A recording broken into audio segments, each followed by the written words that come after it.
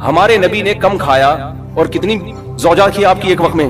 9۔ صحابہ کم کھاتے تھے اور اتنی بھاری بھرکم تلواریں اٹھا کے میدان جنگ میں لڑتے تھے۔ اچھا 3 کام جو مذہب نے بتائے ہیں وہ کر لو، سمجھدار ڈاکٹر بھی اسی کا مشورہ دیں گے انشاءاللہ۔ جو مذہب نے 3 کام بتائے ہیں نا صحت کے حوالے سے، وہ کر لو۔ نمبر 1، مذہب گوشت کھانے کی آپ کو ترغیب دیتا ہے تو کھا لیا کرو، ایسا نہ ہو کچھ تحقیق بدل جائے اور بعد میں کہے کہ جی وہ جو گوشت نہیں کھاتے ان کو ہارٹ اٹیک کا خطرہ زیادہ ہوتا ہے، ٹھیک ہے نا، ایسا نہ ہو کہ الٹا ہو جائے معاملہ۔ تو جو کھا رہے ہو تو اپنی ذمہ داری پہ مر جاؤ، کوئی مسئلہ نہیں ہے۔ تو پہلی بات گوشت نہ چھوڑو۔ دوسری بات آپ نے کیا کرنا ہے، ہمارے نبی صلی اللہ علیہ وسلم زیادہ کھایا کرتے تھے یا زیادہ کھانے کی ترغیب دی ہے یا بھوکا رہنے کی ترغیب دی ہے؟ کم کھانے کی نہیں، بھوکا رہنے کی۔ کم کھانا تو بہت کم کھانے کا مطلب کھائیں۔ ہمارے نبی کی جو سیرت ہے وہ ہے اے اللہ ایک وقت کھانے کو ملے تو شکر ادا کروں اور ایک وقت بھوکا رہوں میں تو صبر کروں میں۔ سمجھتے ہو کہ نہیں سمجھتے؟ اور آپ صلی اللہ علیہ وسلم نے فرمایا، میری امت میں، جو حدیث کا مفہوم میں اپنے الفاظ میں بیان کر رہا ہوں، آپ نے فرمایا خیر القرون قرنی ثم الذین یلونہم ثم الذین یلونہم، سب سے بہتر میرا زمانہ ہے، پھر اس کے بعد والا، پھر اس کے بعد والا۔ پھر آپ نے فرمایا یفشو الکذب، جھوٹ پھیل جائے گا، یعنی برائی آنا شروع۔ اور انہی برائیوں میں آپ نے بتایا کہ جھوٹی گواہیاں، اور انہی میں آپ نے بتایا کہ لوگ زیادہ کھانا شروع کر دیں گے۔ یہ نہیں فرمایا کہ حرام کھانا شروع کر دیں گے، نا نا نا نا، حلال کھائیں گے مگر زیادہ۔ تو زیادہ کھانے کو بھی کس میں شامل کیا جا رہا ہے؟ برائی میں شامل کیا جا رہا ہے، یعنی امت اتنی بری ہو جائے گی خوب کھانا شروع کر دے گی، کھانا بہت کھائے گی۔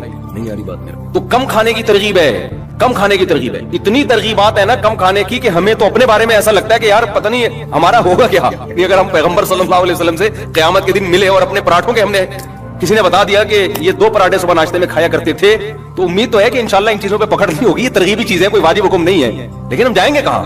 تو ہم بہت کھاتے ہیں بھائی، بہت کھاتے ہیں۔ نبی صلی اللہ علیہ وسلم کی خدمت، یہ میں ٹاپک کمپلیٹ کرتا ہوں، جب چل پڑا ہے نا اتنا ہو گیا تو اس کو مکمل۔ آپ نے جو بھائی موضوع دیا وہ کہاں گئے بھائی نے پرچی دی تھی؟ وہ میں اس پہ ضرور بیان، آپ جمعے کے بیان میں آتے ہیں، میں انشاءاللہ اس پہ ضرور، میرے ذہن میں پہلے سے یہ ٹاپک تھا، میں اس پہ ضرور بات کروں گا انشاءاللہ۔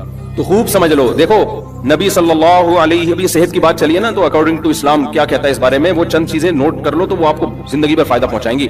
نبی صلی اللہ علیہ وسلم نے فرمایا کہ 2 آدمیوں کا کھانا، ایک آدمی کا کھانا 2 کے لیے کافی ہے۔ طعام الواحد یکفی الاثنین، ایک آدمی کا کھانا 2 کے لیے کافی ہے، یہ صحیح حدیث ہے۔ جتنے میں 2 آدمی، ایک آدمی سحر ہوتا ہے نا، اس میں اصل میں 2 کے لیے کافی کا کیا مطلب؟ سحر تو نہیں ہوتے، لیکن جتنی آپ کو انرجی چاہیے، جتنا آپ کو زندہ رہنے کے لیے، ایک مناسب لائف گزارنے کے لیے جتنی خوراک چاہیے، تو جتنا ایک آدمی کھا رہا ہے وہ کتنے کھانا شروع کر دیں؟ 2 کھانا شروع کر دیں تو وہ کافی ہو جائیں گے آپ۔ اور ہمارے ہاں جتنا ایک کھاتا ہے، جتنا ایک کو کی خوراک ہے تو وہ 2 کی کھاتا ہے۔ وہ اس حدیث پہ کیسے عمل کر رہا ہے؟ الٹا۔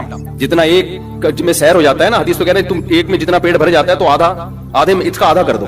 اور میں آپ کو بتاؤں جب آپ آدھا کرو گے نا، پھر جو آپ گوشت کی یخنی پیو گے، وہ جو ہمارے نبی نے یوم نہر میں، مزہ آئے گا آپ کو، صحیح ہے نا، مزہ آئے گا، مزہ آئے گا آپ۔ تو آدھا کر لو اس کو۔ اور نبی صلی اللہ علیہ وسلم کی خدمت میں ایک کافر آیا، آپ صلی اللہ علیہ وسلم اکرام کرتے تھے، چاہے مسلم ہو غیر مسلم۔ آپ صلی اللہ علیہ وسلم نے اس کو دودھ پلایا۔ ہمارے یہاں دودھ پیا جاتا ہے ناشتہ کرنے کے بعد، 2 پراٹھے کھانے کے بعد، پھر آپ 1 گلاس دودھ پیتے ہیں اور کہتے ہیں کہ کیلشیم ملے گا، فیٹ ملے گا، کچھ بھی نہیں ملے گا اس سے، ٹھیک ہے، کس کے کھانچے کہیں ہے ہی نہیں جہاں جا کے یہ فٹ ہو۔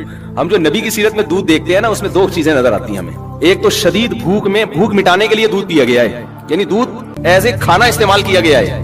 ہمارے ہاں دودھ کو کھانا بولتے ہی نہیں ہے۔ دودھ جب شدید بھوک لگ رہی ہوگی نا، تو پہلے خوب بریانی اور نہاری طبیعت سے پھوڑنے پھاڑنے کے بعد پھر کہیں گے، کیونکہ حکیم صاحب نے کہا ہے کہ رات کو دودھ پی کے سونا چاہیے، لہذا پھر دودھ پی کے سو کے ایک دن دھماکے کے ساتھ پھٹ پھٹا کے ہلاک ہو جائے گا۔ تو ہم نبی کی سیرت میں دیکھتے ہیں، غزوہ احد میں دیکھو نا، سب صحابہ کو شدید بھوک تھی، تو حضرت ابو ہریرہ رضی اللہ تعالیٰ عنہ کو نبی نے حکم دیا، یہ دودھ کا ایک پیالہ آیا ہے نا، شدید بھوک تھی صحابہ کو، 2 3 دن کے سے بھوک لگ رہی تھی، پیٹ پہ پتھر باندھے ہوئے تھے۔ تو آپ نے کیا فرمایا؟ حضرت ابو ہریرہ کہتے ہیں کہ ایک ہی پیالہ تھا، تو نبی صلی اللہ علیہ وسلم نے حکم دیا کہ دائیں طرف سے پلانا شروع کرو۔ تو کہتے ہیں میں نے سوچا کہ میں اتنا مجھے بھوک لگی، میرے حصے میں تو کچھ بھی نہیں آئے گا، اللہ نے برکت اتنی رکھی تو سب نے سیر ہو کے پیا اس کو۔ حضرت ابو ہریرہ کے برکت دے دی اللہ نے، ایک معجزہ نبی کا ظاہر ہوا۔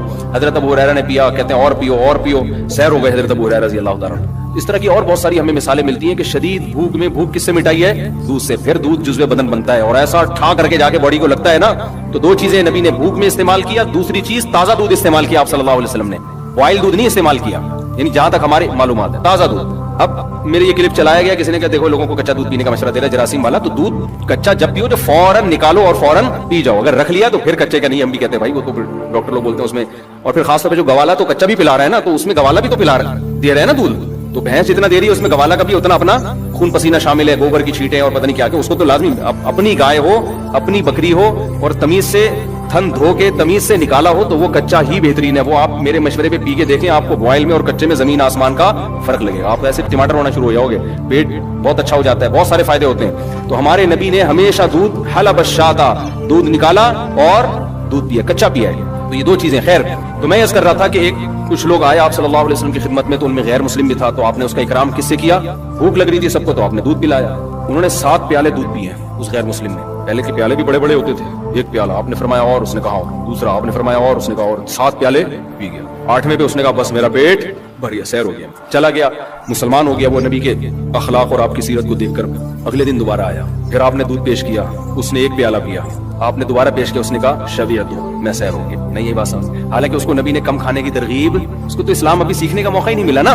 ایسے موقع پہ آپ نے فرمایا الکافر یأکل فی 7 امعاء, کافر 7 آنتیں بھرتا ہے, والمؤمن یأکل فی معن واحد, مومن 1 آنت بھرتا ہے. کیا مطلب؟ مومن کی خوراک کافر سے 7 گنا کم ہوتی ہے. ان صحابی کو نہ یہ پتا تھا کہ اس کو میڈیکلی مجھے کوئی فائدہ ہوگا, اس کا یہ بھی نہیں معلوم تھا. کوئی ڈاکٹر تھے اس زمانے میں سمجھانے والے نہ, انہوں نے نبی سے کم کھانے کی ترغیبیں سنی تھی. کیا مطلب؟ اب حدیث کا آج لوگ کہتے ہیں کہ آج تو کافر کم کھا رہا ہے, مسلمان طبیعت سے اڑ رہے ہیں, تو یہ تو معاذ اللہ حدیث غلط ہو گئی. پھر تو خوب سمجھو حدیث کا منشا کیا ہے, کہ مسلمان شہوت پرست نہیں ہوتا, کافر شہوت پرست ہوتا ہے. اس کی خواہشات رکتی نہیں ہے, تبھی کھایا جائے گا, کھایا جائے گا. آج جو کافر کم کھا رہے ہیں نا, ان کو ڈاکٹر لے کر آئے ہیں اس پر, جبکہ مسلمان اگر کم کھاتا ہے ڈاکٹروں کے مشورے کی ضرورت نہیں ہے. اس کی ویسے ہی اللہ نے دنیا سے بے رغبتی رکھی ہے کہ بھائی کیا ہے, سارا دن جگالی کرتے رہو بس, ٹھیک ہے نا, چند دیوالے ہو گئے, نیند بھی کم آتی ہے اس سے, انسان کم کھاتا ہے تو چاہے چوبند رہتا ہے. تو جتنے بھی ہمارے اکابر بزرگ گزرے ہیں ہندوستان میں, آپ دیکھ لیں ان کی خوراکیں بہت تھوڑی تھی. کیوں تھوڑی تھی بھائی؟ وہ ان کو دین کے کام کرنے ہیں, وہ کہتے ہیں زیادہ کھاؤ تو نیند آتی ہے, تو کھاؤ اتنا نا جتنا افورڈ کر سکو. تو خواہشات سے انسان نکل جاتا ہے. تو آج جو کافر تھوڑا کھا رہے ہیں نا, وہ ڈاکٹروں کی رپورٹیں ہیں, ڈاکٹروں کے مشورے ہیں. ورنہ اگر صحت کا معاملہ نہ ہو تو پھر کافر خواہشات نفسانیہ میں زیادہ ہوتا ہے, مسلمان کم ہوتا ہے. تبھی تو دیکھ لو نا, زنا کتنا زیادہ ہے وہاں پہ. وہ تھوڑی عورت کے بغیر گزارا کر سکتے ہیں, یہاں 30-35 سال عمر ہو جاتی ہے, شادی نہیں ہوتی اور گزارا بہت سے لوگ چلا رہے ہوتے ہیں. تو مسلمان میں آج بھی خواہشات